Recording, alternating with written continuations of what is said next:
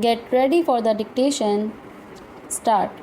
May I, Madam, draw the attention of the Honorable Minister to an important committee set up by the Government of India in 1998 under the chairmanship of Mr. Negi, who was asked to inquire into the various problems of railway road coordination.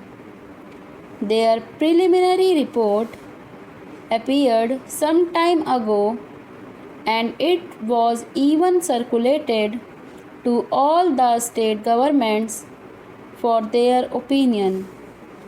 But to my regret, I have to say that the work of this committee has been very much hindered as a result of the indifference and, may I say, careless negligence on the part of the state governments as well as on the part of the ministry concerned in taking up this question and in pursuing it so that we may be able to have a clear and comprehensive picture of the transport situation in the country.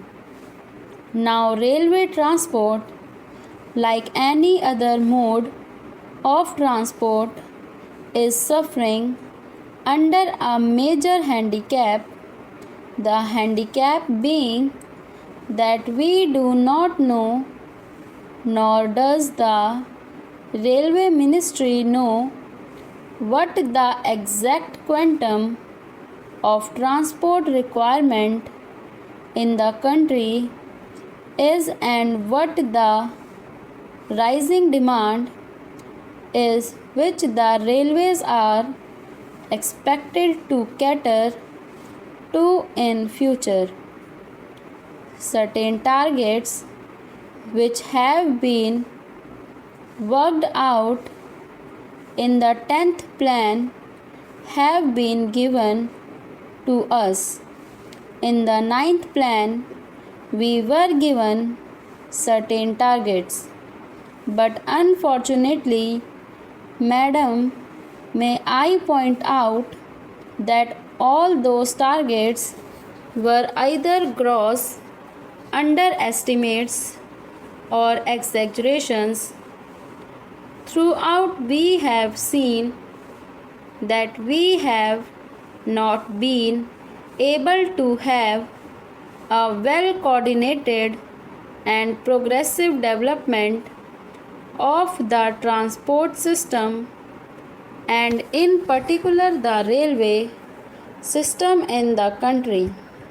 So anything we suggest today will have that kind of air of unreality. Without knowing fully or adequately what exactly the transport needs in the country are, we are not in a position to discuss or dilate upon the problems of the railways on the transport itself. Madam, last year when I was speaking on the budget, I pointed out that there had been planning of some sort, but within this planning, there had not been sufficient planning in the functioning of the administration. There has not been planning in carrying out the various phases of the program enunciated in the plan or in the budget. Frequently, we come across the statement by the Honorable Minister that the railways have not been able to fulfill certain things. I went through the pages of the budget papers and also the speech of the minister. I came across this significant expression: wherever there are failures or shortfalls in performance, we are told that these are mainly due to unpredictable factors or factors beyond control. I do not think that some of the factors which my honorable friend would like us to believe that they are unpredictable or uncontrollable cannot be anticipated. For instance, I may draw the attention of the honorable minister to one important fact, that is, we have been supplying since some time past empty haulage for a long distance to collieries, to steel factories, and so on. We are told that this empty haulage is unavoidable, that we have to find empty wagons to steel factories and collieries to carry raw material or perhaps coal and the like. So, for a long distance, we find wagons going empty, but if there had been a research cell, an organization in the ministry to find out ways and means of utilizing these wagons fruitfully by avoiding bottlenecks in between, we could have solved the transport difficulty to a certain extent. I do not want to be told by the minister that this is a physical impossibility. Even in the advanced countries of the world, every movement of wagon, coach, and engine is planned before it is put into operation.